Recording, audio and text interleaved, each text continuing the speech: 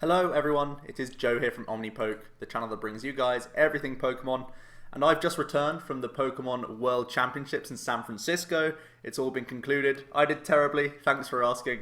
I'm going to get into that in another video, but today we're looking at the top 8 decks that did do very well at the World Championships. I've got them all laid out here, so we'll just look at a couple of key decisions why these decks were doing so well, why some of these archetypes, which really we hadn't seen a lot of, really came out of nowhere and were able to do very well, including, of course, Shintaro's Ordino list, which has been, profiled by pretty much everyone by now. So I'm just gonna touch base on it. I'm not gonna go into the whole deal about it, but yeah, a lot of interesting cards in these decks, a lot of interesting deck choices in general.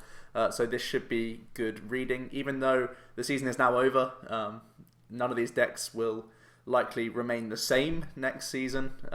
Some of them will have to change in terms of things being rotated out. Sometimes full decks are being rotated, like the Night Marchers, for example. Even things that stay, like Mega Ordino and Greninja Talonflame, they're going to have to change techs based on, the expected metagame and stuff like that. So we will jump into the list of the top 8, going from, I think we should go 8 to 1. I think that makes more sense. So we'll start off with Bert Walters, a very nice chap. I actually got to meet him on the last day.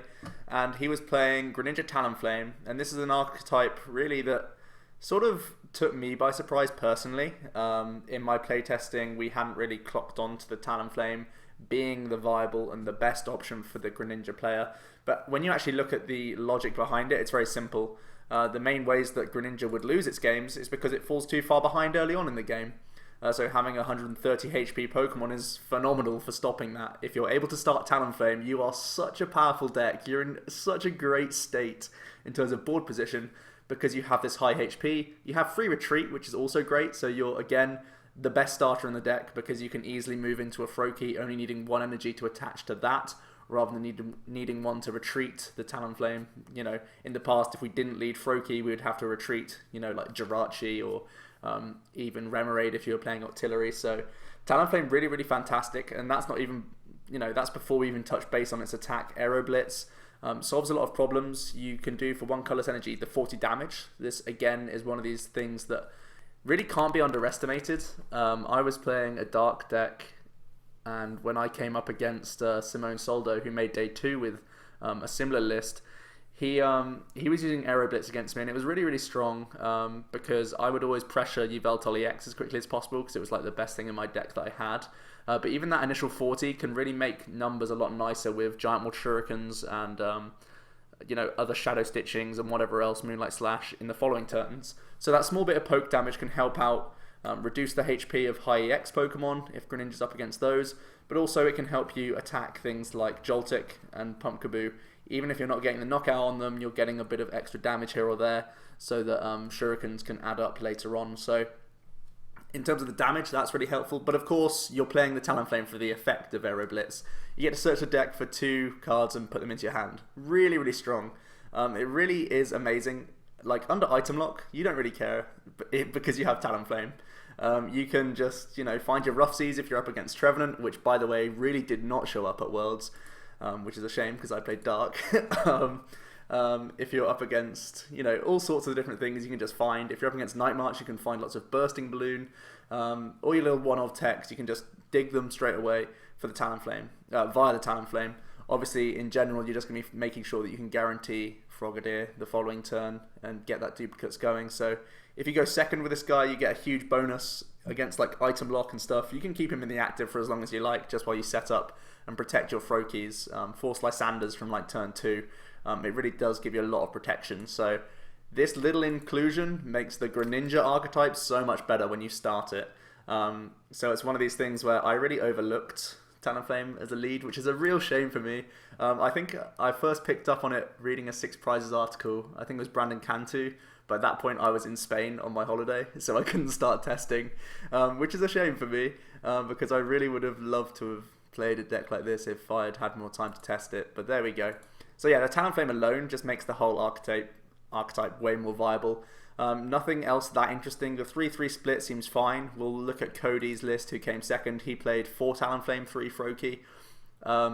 But Cody also played a Battle Compressor, where here you can see Bert is playing 2 Ultra Ball to try and thin the hand of these excess Talonflames, the ones that either you led with Froakie and they're all dead, or the one that you led with, you have to get rid of the others somehow. So I actually prefer the Ultra Ball, because it means you're not going to get benched as quickly, because you have 7 Ball Search cards as well as 3 Trainer's Mail. So you really shouldn't get benched, which is fantastic, obviously. We just see the 1 Super Rod and the 1 Sacred Ash split. I also like this. I actually much prefer Bert's list to Cody's, even though Bert came top 8.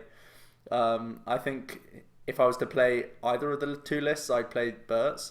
I think the only card that I don't agree with is the single Wally, because he's not playing Battle Compressor, so it doesn't seem too helpful to have the Wally in here. That said, again, with the Ion item lock, you can get this in your hand and get evolving as well. But at the same time, if you're using Aero Blitz, you can just, find the Pokemon as well. So not too many reasons why the Wally's in here, I don't think. I'm sure it can clutch you out when you're really digging and you don't have much going. You can, evolve them Wally, get a surprise Shuriken and get some aggressive damage going.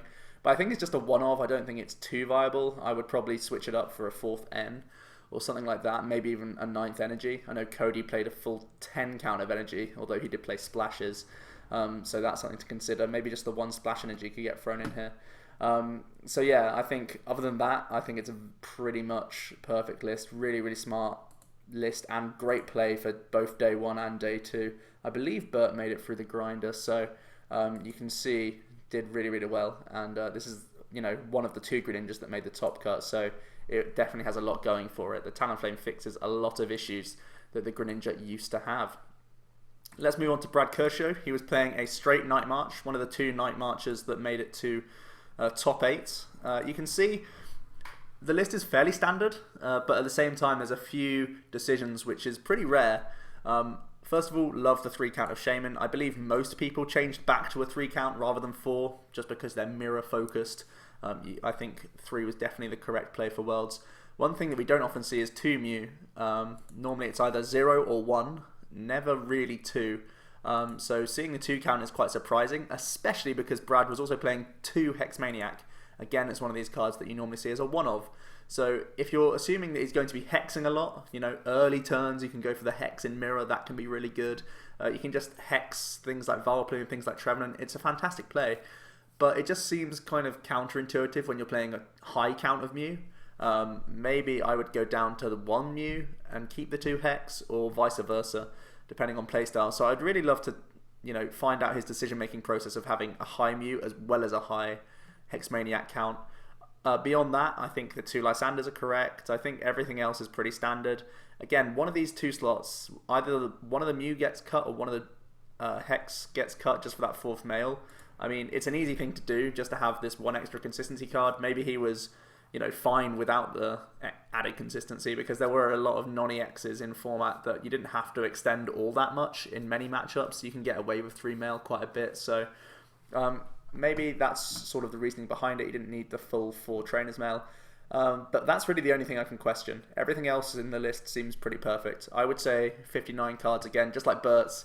59 cards that I can't disagree with. So again, very, very good list. And obviously good player. We've seen Brad Kershaw at the top tables in the US for a while.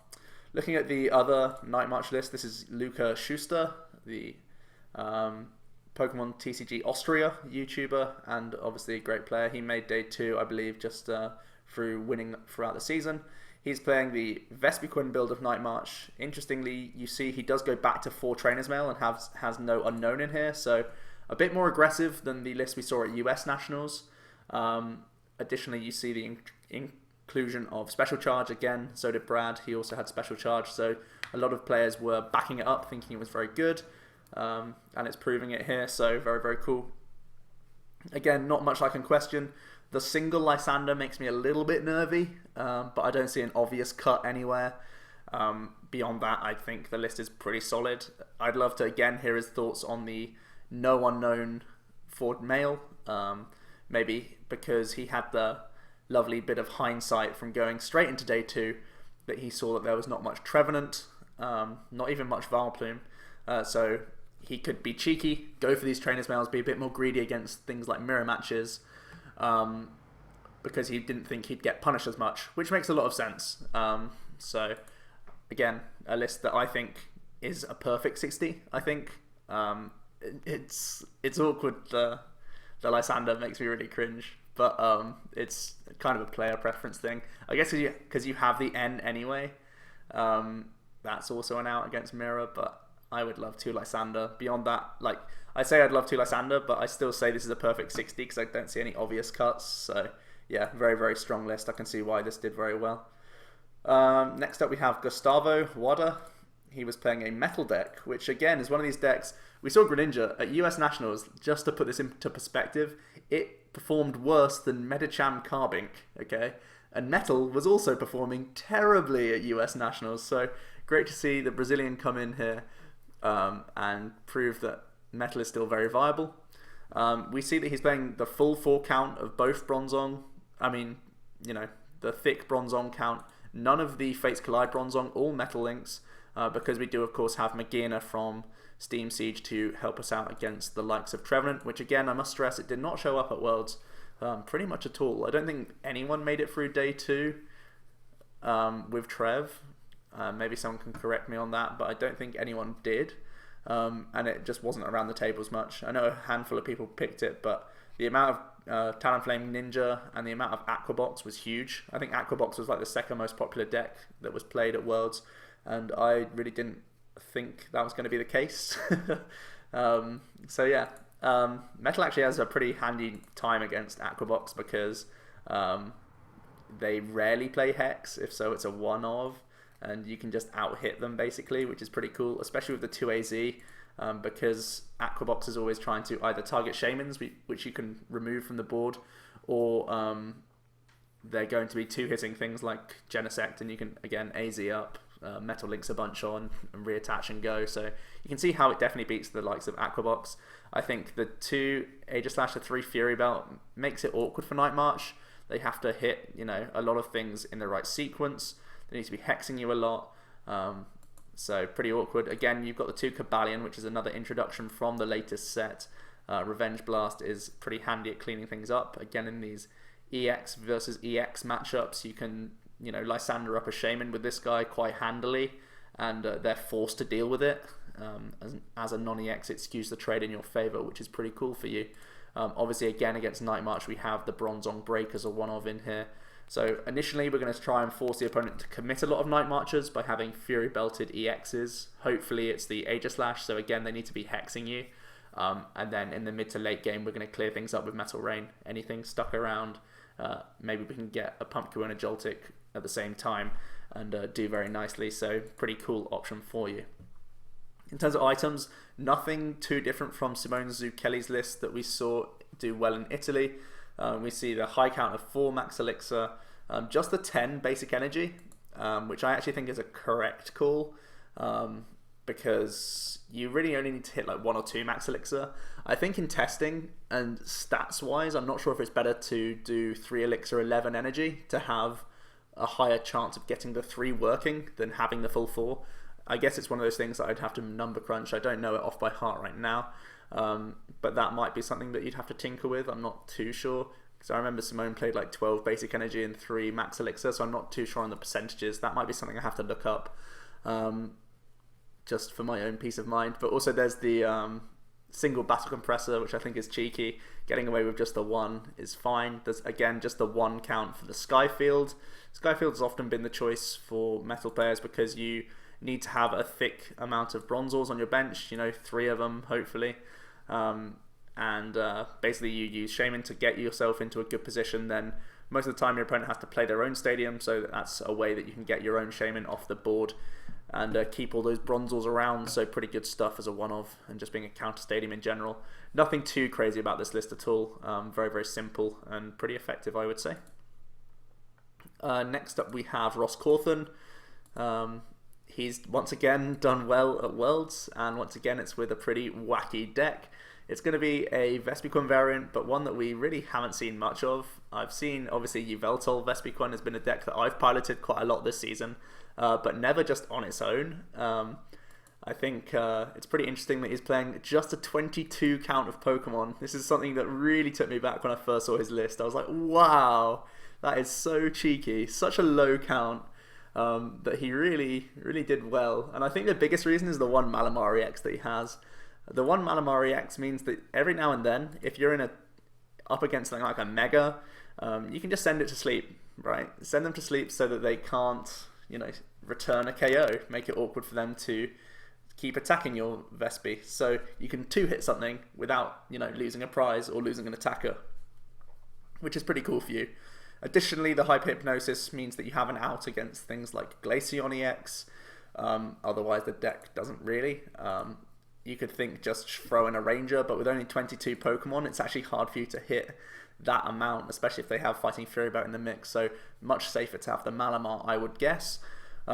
We have the 3 non-EX Yveltal. This keeps you in the game against Night March, especially with 2 Muscle Band. These could have just been 2 extra Pokemon, but instead he likes the physical Muscle Band count, and I too like it a lot because it means Oblivion Wing is now 1-hit KOing Pumpkaboos with Fury Belts. It's also 1-hit KOing Mews, which is great, and at the same time it means that we can benefit from having Druddigon as a one-of in this deck, so that you can Muscle Band, Lysander KO our opponent's Shamans, which is amazing. It's something that I did in my list. I played 1 Druddigon for Worlds as well, and it was such a clutch card in a lot of games, so really, really cool. Helps you out a lot against Vespival as well, because you can just get this on the bench and you're always threatening their Vespiquen, so pretty good stuff for you there. The 1 Shaman EX, Ross Coulton is so crazy, I love it. Just the 1 Shaman EX because he's also got the Octillery backup, so again, one of these things where a lot of decks like Aquabox, the only way it could really race is by taking out lots of Shaman EXs. Well, you don't let them do that. And Night March again, we're going to have as many non-EXs as they do, and we're guaranteed to put down less EXs basically because we're only using the 1 Shaman and the 1 Malamar, and we're not going to search them out obviously in the matchup unless we're dying on the first turn and we need to get a big hand. We can just rely on the Octillery. And we'll move on to the Octillery now. Really, really cool option. I think the deck would otherwise be very, hindered by N. So this is how he just doesn't care about N at all. He can always keep a high hand size, which is really, really cool for him. I like the option a lot. Quick note on the Remoraid that he chose to use. He chose to use the one that discards a Stadium. He doesn't play any of his own Stadium. He doesn't play Delinquent or Paint Roller or anything like that. So Remoraid every now and again could remove a Stadium, which is good to know, I guess. But yeah, the 22 counter Pokemon I thought was insane. But he's really just making a statement that most of the time he's playing against non-EXs. The EXs that he will be playing against are mainly going to be Water Box, so Seismitoad, which has weakness. So he didn't really need to reach that far. He does still have the Muscle Band, so I guess he still has the reach in the late game. So I think it's a real statement on the metagame, and he made a fantastic, fantastic call in my opinion.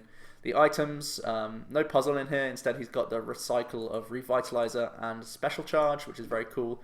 9 energy count, I think, is pretty standard. I've often gone between 9 and 10, depending on if I played Fright Night or not. So that seems fine. Really love the one of Bridget. It's a card that I've had in a lot of my Vespiquen builds. Pretty good stuff. The 2 Lysander count, I love that he made space for 2 Lysander. It's one of these things when I was playing Vespiquen, I've always said, I need that second Lysander. So he's just gone and cut a Pokemon for it. He's been very, very cheeky on his Pokemon count, and I think it's really paid off for him. So huge props to Ross. I would have loved to have seen this deck won Worlds. So crazy, so cool. And obviously it's Vespiquen Yveltal, so it has a place in my heart personally as well. So there we go. Very, very cool list. Next in at third, another really cool list. Loved watching this list on stream. Really taking Ninja Boy to the next level. Ninja Boy is really the core of this deck. It's Vileplume Box, and the whole idea is get out an attacker that your opponent doesn't like. That's pretty simple, right? So against Trevenant, we're going to get out this guy, and we're also going to get Magina out so that we can protect our dudes on the bench from snipes. Pretty simple stuff. Trevenant doesn't like dealing with that at all. Against evolution decks like Vespiquen or Mega decks, you can get the Glaceon out going for Crystal Rays, which is very awkward for them. Very, very good stuff again. We have the Trevenant EX as a one-of, which we've seen been utilized in like Mega Manectric here and there. I actually played up against a Mega Manectric that had a Trevenant in day 1, which took me by surprise. I thought there wouldn't be any Mega Manectric, but yeah, it did well. It got to day 2, so who am I to argue? And the Trevenant's in here for the Greninja, of course, because It's all fine using the Glaceon, but you're just doing 70 a turn. They have Rough Seas and they have the Snipes. So instead we need to be more aggressive and have the Trevenant EX in here. Also, Dark Forest is sometimes an option to deck out opponents using Vileplume, which is hilarious. You almost play like you've got a Fright Knight and you just Lysander up Vileplume and start using Dark... is it called Dark Forest? Yeah, that's the name. Dark Forest for like 4 turns. It's quite fun. You've got the Jolteon, of course, so that you can beat just regular, like Aqua Box. You can do really well against Night March. Very, very good stuff. And the 2 Aegislash as well. It's so that you can just wall mirror matches or Vespi Vile, even Vespi fighting to a certain extent, because they all need strong energy for the most part. So the Mighty Shield comes in handy in so many different ways. Even, God forbid you play a mirror match, you have the Aegislash as well. So a lot of boxiness. 21 total Pokemon is a very high count, but every Pokemon is in, low numbers. So they're pretty much as streamlined as you can get. The 3 Shaman and the 3-3-3 line of Vileplume, just rounding it out. Not too many items at all. 4 Ultra Ball, 4 Male, and 2 Level Ball. So normally you expect really long turns from a Vileplume player. Not so much here. You're just going to play a couple of cards in your turn, maybe incorporate a Sycamore or an AZ to respam a Shaman, and hope you get the Vileplume that way. This is one of the slowest and most inconsistent ways of getting the Vileplume out. I'm actually very surprised that he doesn't have more speed in here. I think he's sort of getting carried by the walls most of the time, and the Vileplume comes later, so they can't like VS Seeker for Ranger and stuff like that. So that's how he can just, autopilot, just win games by keep announcing attacks, right? But I think if I was to pilot this list, I'd make a couple of changes. I would basically add in more speed, either by putting in Compressor Revitalizer, or by just putting like Acrobikes in here, cutting down from like the 4N, which seems really high. The 4AZ seems pretty high as well. I think you can get away with 3, maybe even 2, because you have free retreat from like Jolteon and stuff, so that seems cool. And you have the Ninja Boy to get you out of awkward things, other than, the Vileplume, which you already have lots of AZ for. The Parallel City is one that I'm still figuring out in my head why it's played over just a speed card. I know it makes, it can deny easy prizes and Lysanders and stuff like that, but overall I think I just want a speed card for more consistent Vileplume. So basically this is me saying the list I don't think was perfect, but the concept was pretty perfect. The concept is what carried Sam to top 4, basically, I would say. Because on stream you see that he was just autopilot winning games sometimes. He was just chilling out, Vileplume set up, he's got, whichever wall works in the matchup, just chilling in the active, and he's just announcing an attack every turn. So I think this list can be improved on, and post-rotation, I also think this deck is pretty strong. We lose Aegislash, but that's it. So I think this is going to be a contender post-rotation, and I think with a few extra speedy cards, you can make the Vileplume more consistent, which would be what I would be going for if I was to play the deck. So very cool concept. I'm glad he brought it to the table, showed off the power of Ninja Boy, but I think I'd be working on that list a little bit more. Next up, we have the top 2. We have Cody, again, playing the Talonflame Greninja. So the couple of changes that we saw from Bert's list, it's the 4-3 count, so more consistent Talonflame starts, which, I guess that makes sense, because you're such a better deck when you get the Talonflame. Unfortunately, in the final, he started Froakie both games. I'd love to have seen how the game would pan out if he had a Talonflame. I still think the Ordino might have had the power to carry him through anyway. But seeing, you just want to get the Talonflame basically, so having the highest odds makes sense.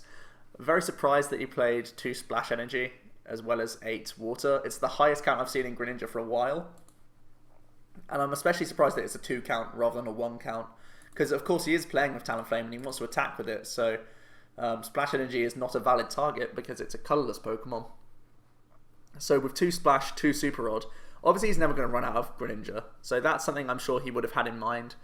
He's safe against Item Lock, so that's a reasoning behind 2 Splash. I'm sure he wasn't expecting anything like Giratina or whatnot, so there was not much punishment for having 2 Splash. At the same time, I don't think I'd ever play more than 1, and I think the 10 count of energy is really high for Greninja, especially because he's playing the Rods and the Fisherman anyway, so Interesting to see that he played this. Again, I think it's not the perfect list. Like I say, I prefer Bert's. But I think the 4-3 split is correct. I think the 1 compressor is correct when you are playing for Talonflame. But at the same time, I want Ultra Balls in here. I think the Ranger over the Delinquent is a smart move. It means he can break Item Lock from Seismitoad, which there was a lot of at Worlds. So that's smart. Also, I guess to an extent it helps you out in Mirror, because you can get over Shadow Stitching and you can get some snipes in. It's obviously not going to like straight up win you the Mirror, but it's definitely not a bad shout to have in here, as the deck might get more popular in the future. The 4 Bursting Balloon, really just saying, you know what, I want to beat Night March, plain and simple. I want to beat Night March, and there was a lot of Night March, so I think the 4 count is probably correct. I like that he did actually play 3 Rough Seas, because the amount of Trevenant was so minimal that you could get away with it. It was kind of like a Metacal having the 3-4 split the other way to Bert did. Bert had the 4 Rough Seas and the 3 Balloon. It's kind of like the safe way of going. Cody went more risky and made a better Metacal in terms of having the flip-flop of those counts. So that was smart, I think. Only a couple of changes I make to this list. I probably would go back to the 1 Rod, 1 Sacred Ash. I think that's safer. Probably cut out a Splash, and I'd just add in an Ultra Ball, probably. I'd have to see if it's worth still having the compressor at that point over a second Ultra. Maybe I'd cut down the level ball and fit in a second Ultra that way, to try and thin the hand of Talonflame when you have them all. So other than that, I think the list is very, very strong. I like the 4N4 Sycamore. There was only 3 in Bert's list for N. So yeah, bear that in mind. Cody's list, very consistent, but a few things that I personally would have changed. And finally we get to Shintaro, the hero that won our hearts at Worlds this year by playing his Mega Ordino deck. I'm actually a big fan of Ordino. I was before, but it was like, I'm not going to say I thought it was good. It was always like my favourite gimmick deck. And seeing it on the main stage doing amazingly well was so cool to see. I think everyone was like ecstatic to see Ordino do so well. He breezed through the final just because Cody didn't draw so well, and you know, it might not make many fans here, but I think Cody didn't make the best lines to give himself the best odds. But then again, here's me saying that when he had everyone watching him, the stream was on, and there was $10,000 on the line. So who knows? In that situation, I may make errors as well. But yeah, Shintaro was able to breeze the final. I'm sure he breezed a few games, to be honest, because Ordino was actually a really smart pick for Worlds. The 110 plus 50 snipe is bonkers for Night March when you consider the fact that they have to extend so much to deal with a Mega. As long as Shintaro was able to find multiple Ordino so that he wasn't like Lysander KO'd so easy against Night March, I can see his matchup being quite nice. He has the inbuilt consistency of just, you know, the 4 Mail, the 4 Ultra Ball, the Hooper is obviously a huge consistency card. You know, 4 Spirulink. The deck is so simple. That's what I love so much about this list. I think in the past, whenever I've tried Ordino, I've tried to do too much. I've tried to overcompensate around Ordino. If you look back at my lists back in like May, I did like a dark deck where I had like a 1-1 Zoroark, a 4 line of Baby Veltols, like a split between Fright Knight and regular. So I think I kind of diluted the power of Ordino and didn't really respect it enough. Shintaro really has respected Ordino and its power. The list is just Ordino. The only other attacker is a single Cobalion, which I mentioned in the Metal deck, why that's a very good card. Love the Absol inclusion in here as well. Cursed Eyes is great for math fixing when you're doing these snipes. It means you can deal with Greninja a whole lot nicer. It means you can, you know, not lose out on damage. If your 250 snipes are going to overkill something, like a Pumpkaboo, you can move it on to something else and get another knockout. I'm sure there are times when you can get 4 prizes in a turn. If you can like Lysander up a Shaman, there's already 50 on a Pumpkaboo. You can Cursed Eyes onto a Joltik and then finish off that Pumpkaboo. I mean, I think the Night March matchup was one of the biggest strengths for this deck. I think the speed gave it a matchup against Greninja, especially with those snipes. I think the Magina meant that he was easily able to overcome Trevenant. Also, it means that you're not worried about sleep flips and paralysis flips from like Froakie or Articuno, which is cool. But yeah, very simple deck. Very, very simple, very effective. Just the one Mega Turbo, I think, again, is correct. I think you don't need to get it too much, as long as there's not much energy denial in format. Obviously, we know that Giratina was pretty much nowhere to be seen, so relying heavily on double colorless seemed like it was fine. I like the 2 count of the AZ as well. It means you can get usage out of the Absol, more uses from Shaman. It also means that you can pick up and heal the big old tank that is Ordino. At the same time, he also played a Pokemon Center Lady for the same reasons. I think this makes your Aquabox matchup much more manageable. I think Aquabox would have been a tricky matchup were it not for the Center Lady, in addition to the 2 Parallel that he played, which I think, again, is a spot-on call. I think he made so many correct decisions to really bring out the best of Ordino, because paralleling yourself gets rid of easy prizes for the opponent, so they have to get through this big old monster. At the same time, we're lowering the output of Vespiquen, we're lowering the output of, Seismitoad, so that they can't just Grenade Hammer twice, because they're put down to 120, so they go to 120, then you can heal up, and then they have to hit you again. So, really, really cool. You heal up with this guy, right? So, then you become way more favorable in the exchange. You've also got the Megaphone in here as well, so you can get through the Seismitoads a little bit easier. If people are Fury Belting Shaman EXs because they know you're going to target those things, again, the 1 Megaphone, really, really smart move. The 1 the 1 Rope is very smart as well. Really like that. I think this is a perfect list. I mean, it did just 1 Worlds, so, I mean, I'm not going to question the list. I think it's absolutely spot on. And Ordino, it won our hearts, really, didn't it? It was such a cool thing to see a rogue do so well. And it was one of those moments where everyone's just watching the list and seeing it play out, and everyone's like, man, why did I not think of that? So simple. Look at the list that's in front of you. There's not any tricks here. There are no tricks. It's just Ordino doing its work. Super cool to see. So yeah, that is the top 8 decks, guys. I really hope you enjoyed my analysis of these cards and of the decks.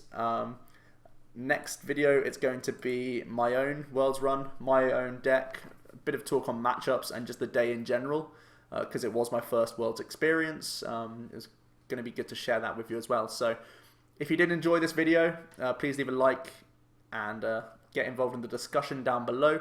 If you haven't subscribed already, please do so. We do really appreciate it. But for now, it has been Joe from OmniPoke, and I will see you guys next time.